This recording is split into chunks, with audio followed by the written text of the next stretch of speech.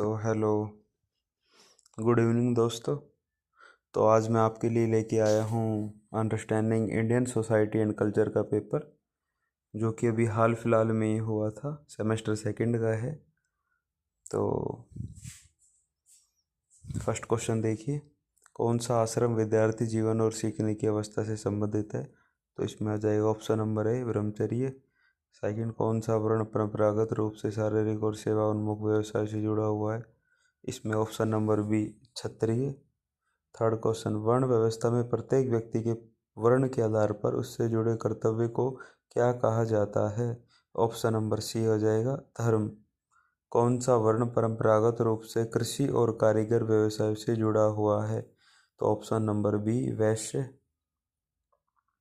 हिंदू दर्शन में आश्रम व्यवस्था का क्या महत्व है? तो ऑप्शन नंबर सी हो जाएगा जीवन के चरण और आध्यात्मिक प्रगति। वर्ण व्यवस्था में किसी के कार्य और कार्यों के परिणाम को क्या कहा जाता है?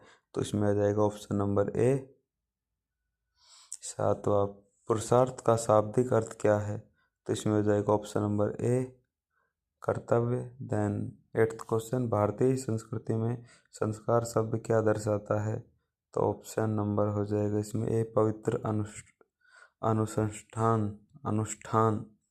नाइन्थ क्वेश्चन, कौन सा पुरुषार्थ आध्यात्मिक मुक्ति और आत्म प्राप्ति की खोज से जुड़ा है? तो मोक्ष। देन टेंथ, पुरुषार्थ धर्म का प्राथमिक केंद्र बिंदु क्या है? ऑप्शन नंबर ए धार्मिकता। नामकरण संस्कार का उद्देश्य क्या है? नाम रखने का संस्कार। हाँ, तो इसमें से कम 10 से 12 क्वेश्चन रिपीट होंगे ही होंगे, तो ध्यान से इस वीडियो को देखिएगा, स्किप मत करो, आपका ही फायदा है। नहीं देखना तो भाई मत देखो, है ना, पर इसमें रिपीट अवश्य होंगे क्वेश्चन। ट्वेल्थ क्वेश्चन, हिंदू दर्शन में पुरुषार्थ के अनुसार जीवन का अंतिम लक्ष्य क्या है? तो ऑप्शन नंबर डी मोक्ष। अन्नप्राशन संस्कार क्या दर्शाता है? पहला ठोस भोजन समारोह, है ना, अन्नप्राशन। किन जैन त्योहार में उपवास, प्रार्थना और अपने पापों के लिए क्षमा मांगना शामिल है? तो पर्युषण पर्व। जैन धर्म में सर्वोच्च आत्मा या परम वास्तविकता के लिए क्या शब्द है? तो इसमें परमात्मा। जैन धर्म में जन्म, जीवन, मृत्यु और पुनर्जीवन के चक्र को क्या कहा जाता है? तो इसको कहा जाता है धर्म चक्र। बुद्ध का पहला उपदेश कहा दिया? तो सारनाथ।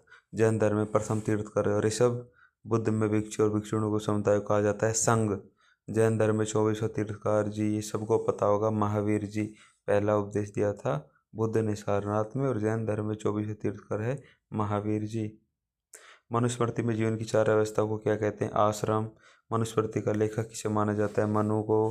कौन सा प्राचीन भारतीय अवधारणा मनुस्मृति से सर्वविभाजन एकता से जुड़ी हुई है? तो इसमें आ जाएगा ऑप्शन नंबर ए वर्ण।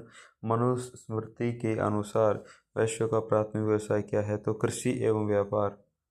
मनुस्मृति में आश्रम शब्द का क्या महत्व है? तो जीवन की चरण। Option number B.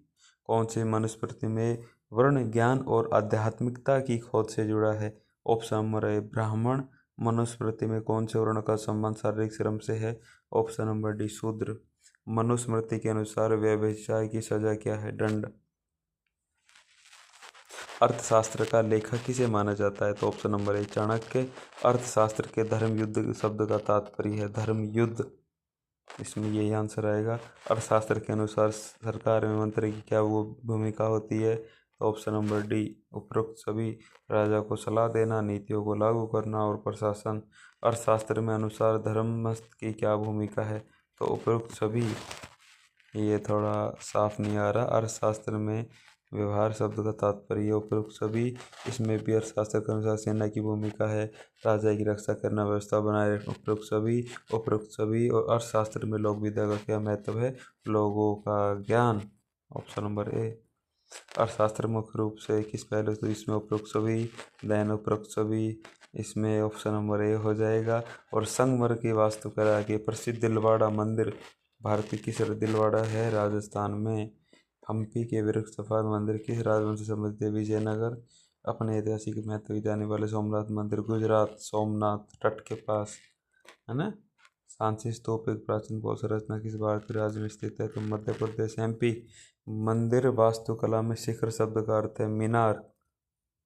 Ellora Maharashtra में है। एलोरा जनता की गुफा, इनका मंदिर है, कृष्णा प्रथम शासक ने बनवाया।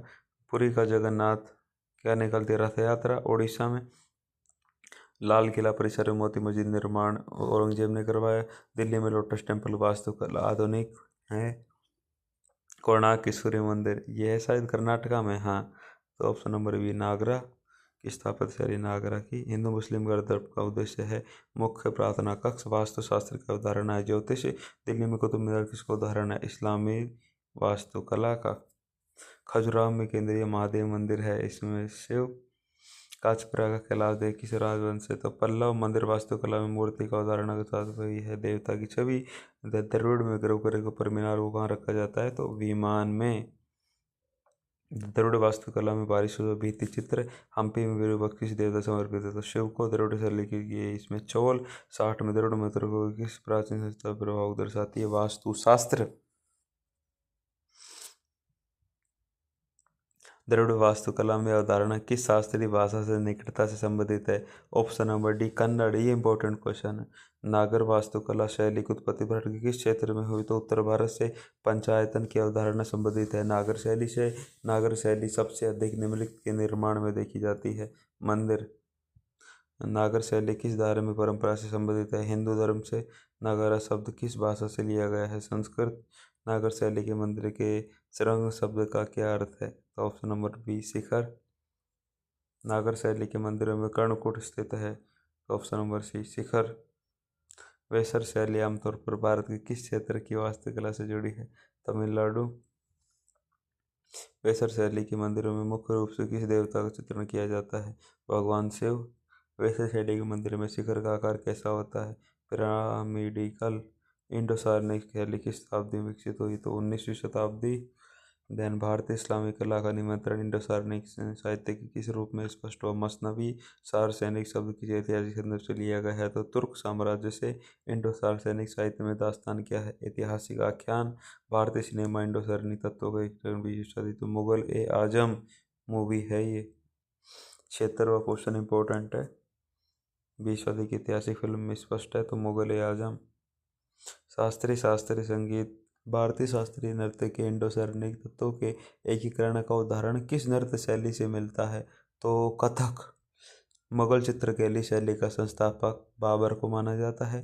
किस मुगल सम्राट के शासनकाल के दौरान मुगल चित्रकला पर फारसी प्रभाव अपने चरम पर पहुंचा तो जहांगीर। शाहजहां जहांगीर। औरंगजेब तो ऑप्शन नंबर बी जहांगीर। किस सम्राट के शासनकाल के दौरान मुगल चित्रकला में गिरावट देखी गई औरंगजेब क्योंकि उसने इंटरेस्ट लिया नहीं है ना औरंगजेब ने। तो ये आपके 80 क्वेश्चन होने थे। तो best of luck for my dear student. अच्छे से पेपर दे के आओ क्वेश्चन अटेम्प्ट सारे करो। मिलते हैं नेक्स्ट वीडियो में। Okay bye.